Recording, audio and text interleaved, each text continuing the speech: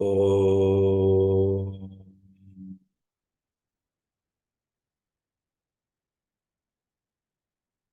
Om.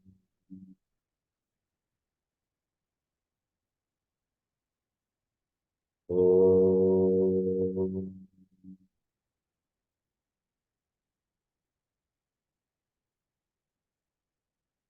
Om Namo Bhagavate Vasudevaya.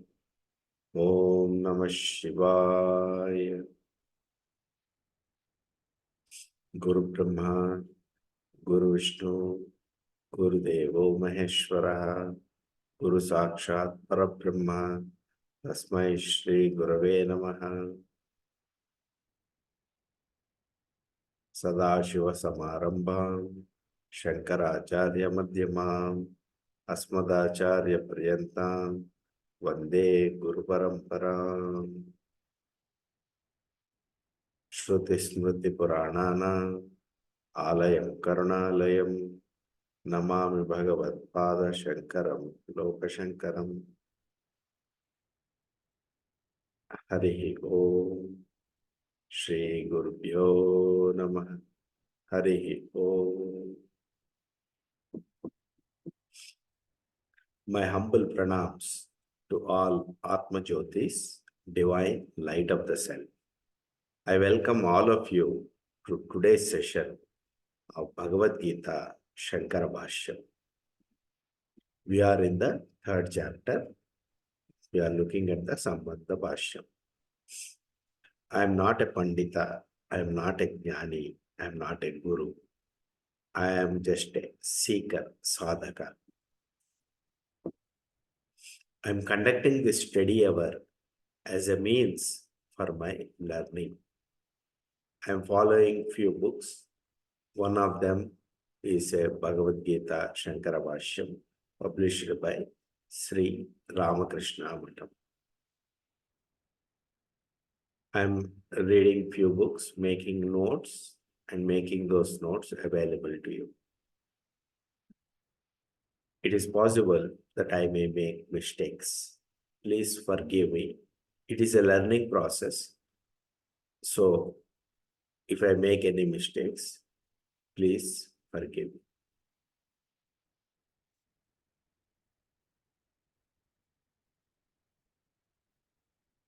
Let me share my screen.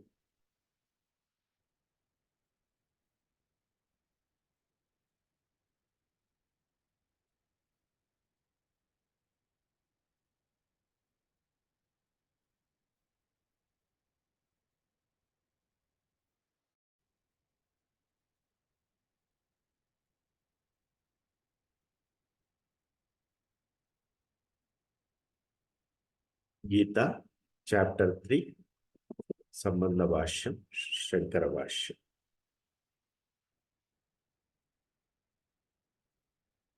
0.5 in chapter 3.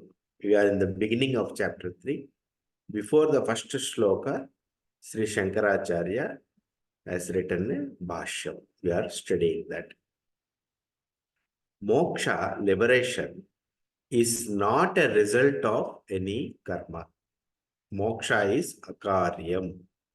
You cannot get moksha by doing something, because by doing any Vedic action, the results are limited. You cannot get unlimited result, which is moksha, eternal, which is everlasting. That you cannot get through by doing something. Moksha is being. It is not, you cannot get moksha by doing.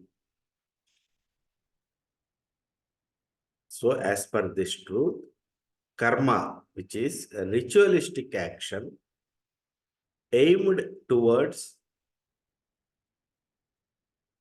fulfilling some selfish desire, is useless for a person who wants moksha. So you have to understand that people do actions, karma, to fulfill their selfish desires. That will give them a result,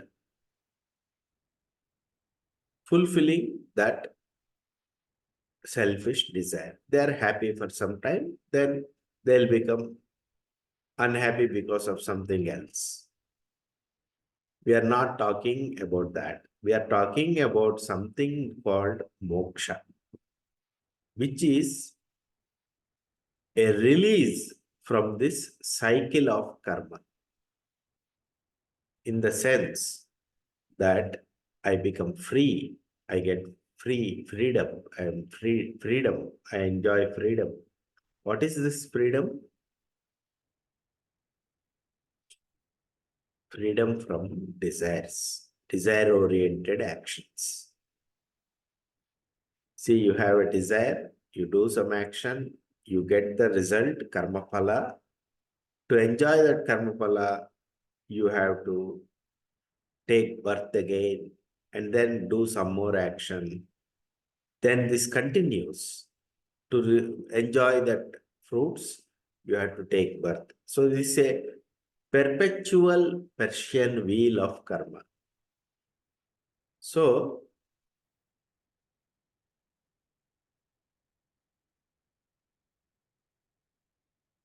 a person who is intelligent will know I have to take many births, and in each birth I will undergo pain and pleasure.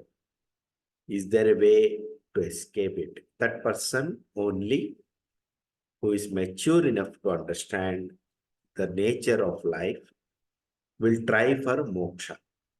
For such kind of person, karma, which is the ritualistic portion of Veda, becomes useless. Useless in the sense he is not interested in that because he has given up the karma.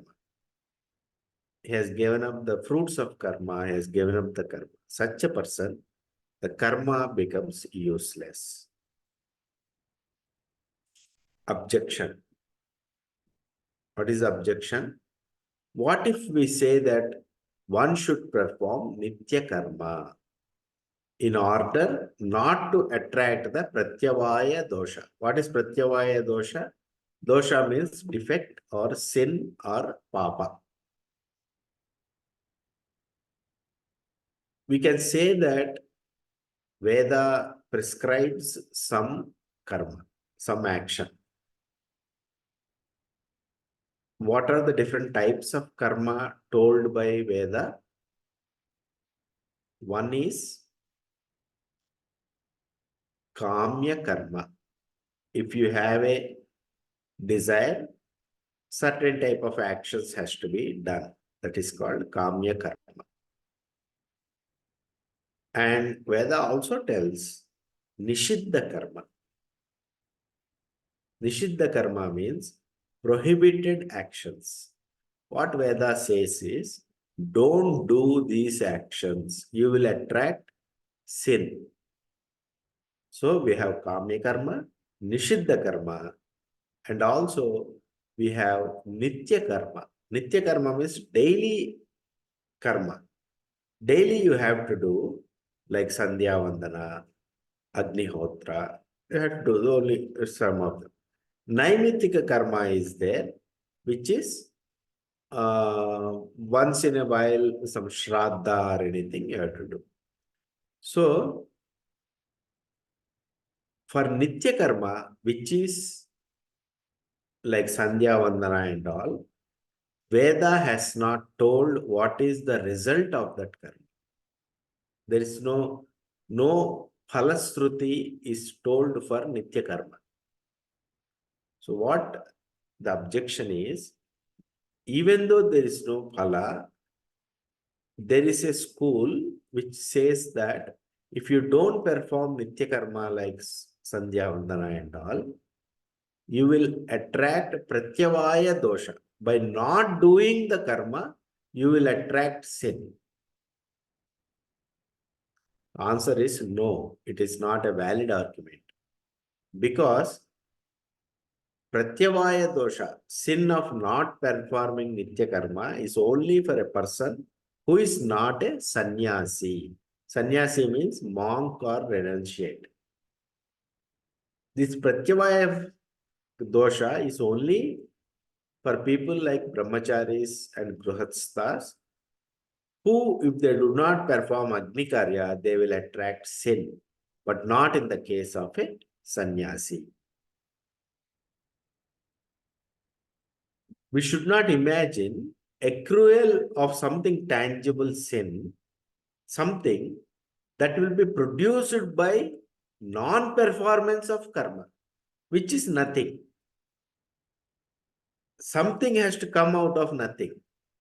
Non-performing of Nitya Karma, how can it produce Pratyavaya dosha? Because how can nothing produce something? In Chandogya Upanishad 6.2.2, it says, how can Sat come out of Asat? So it is the argument.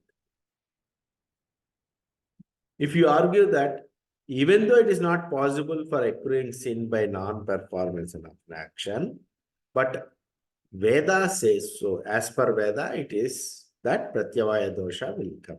If you argue like that, then it makes Veda as Anardhaka and Apramana, not a valid Pramana. Because you are saying that whether we do Vedic action or do not do Vedic action, result is dukkha. You cannot say like that. Not only that, we have to accept the untruth that Shastra, which is Veda, is not a Jnapaka, but a Karaka, which is unacceptable. Therefore, karma is not for sannyasis, and Jnana Karma Samuchayavada is not tenable. 0.5. 0.6 Shankara Bhashyam. Arjuna asks in Gita 3.1, if in your opinion, Jnana is higher than karma, then why are you asking me to do this terrible karma? This is the question by Arjuna. This question of Arjuna becomes invalid if Krishna has taught Jnana Karma Samuchayavada earlier in second chapter. If Krishna has taught that you have to do both Jnana and Karma together, you have to do Jnana and Karma together, then Arjuna would not have asked in third chapter, if you, in your opinion, Jnana is higher than Karma, why are you asking me to do this terrible Ghora Karma? He would not have asked. This question itself would be meaningless.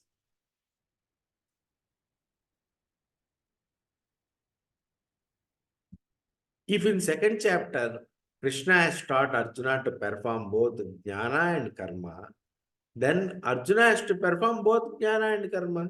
There's no question. Why he is asking this question of Arjuna? Then why are you asking me to perform this Ghora Karma? Would not have been raised or asked. Also, we cannot say that Arjuna is finding fault with Krishna's teaching. You cannot say Krishna has taught Jnana Karma Samuchaya and Arjuna is finding fault with Krishna's teaching. You cannot say that. Is doubting or questioning Krishna, you cannot say that. In order to bring meaning to Arjuna's question, it is untenable to say that Krishna taught Jnana Karma Samuchaya for all the people, but specifically to Arjuna, he told to perform only karma. This is also untenable.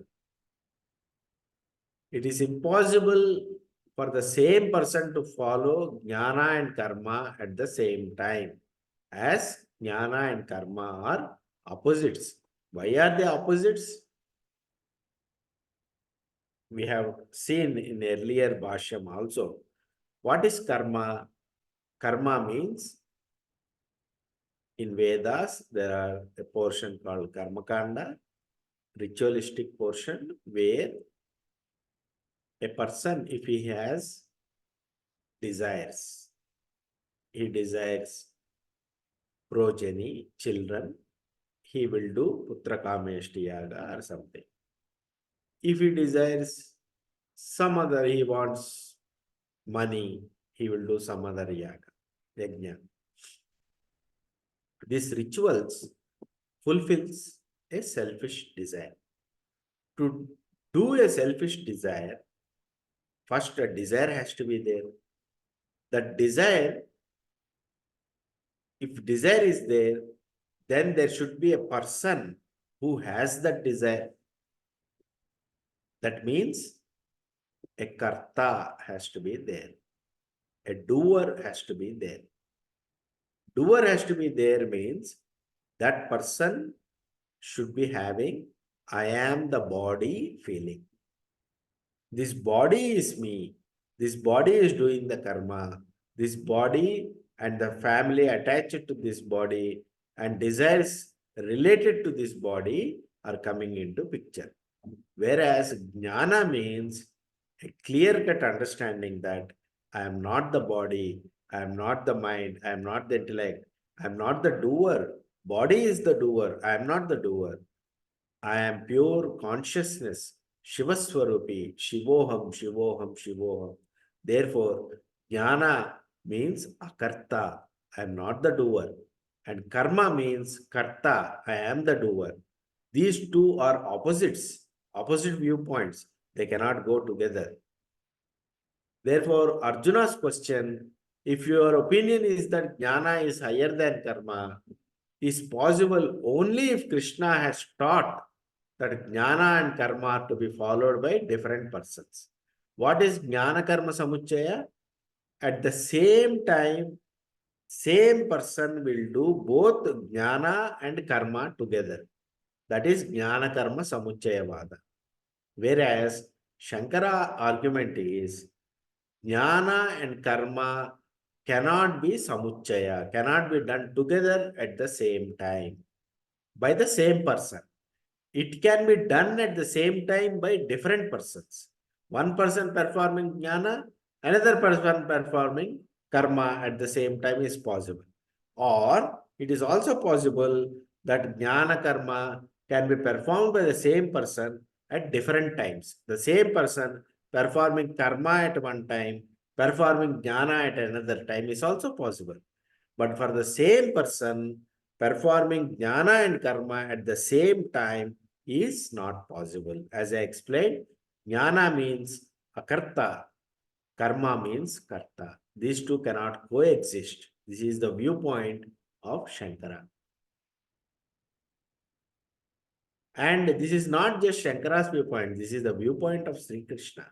Because Arjuna has been taught by Sri Krishna in second chapter about the nature of the self and about karma yoga. And Arjuna is getting a question.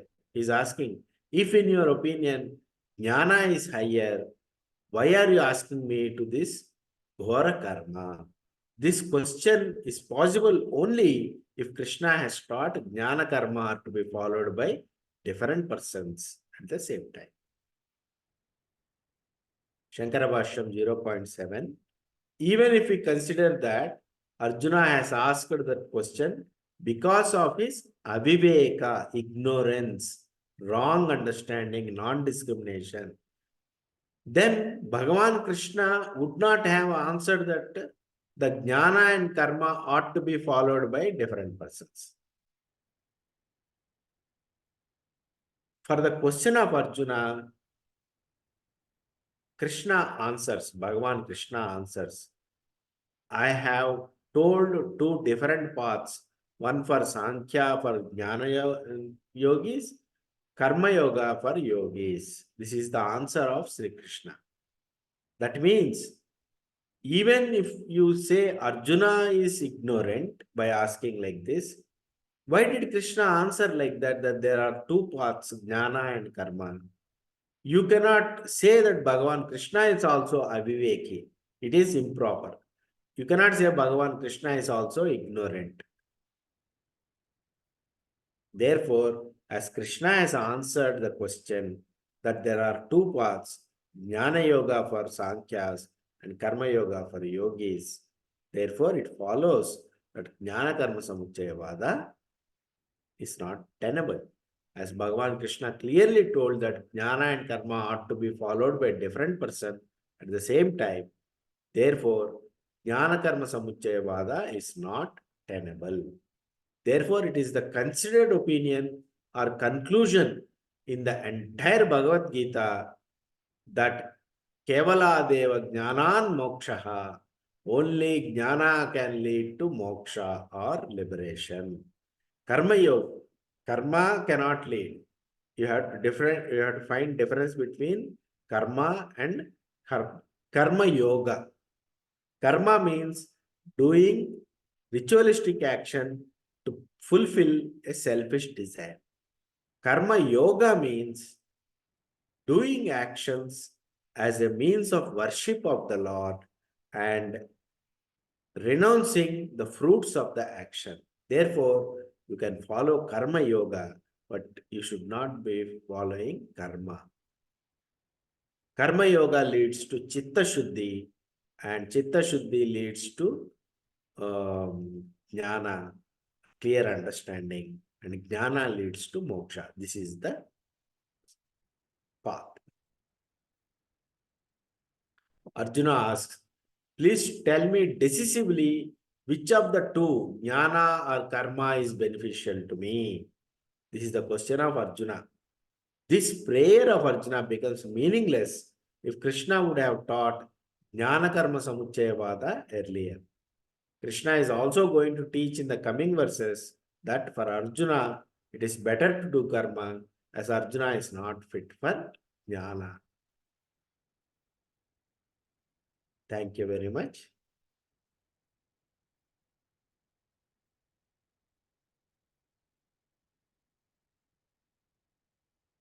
Om Asato Ma Sadgamaya Tamaso Ma Jyotirgamaya Mrutyorma Amrutam Gamaya. Om Shanti Shanti Shanti. Lokaah Samastah Sukhino Bhavantu. Lokaah Samastah Sukhino Bhavantu. Lokaah Samastah Sukhino Bhavantu. Harihi Om. Shri Gurubhyo Namaha. Harihi Om. Hari Om Tat Sat. Shri Krishna Arpanamastu.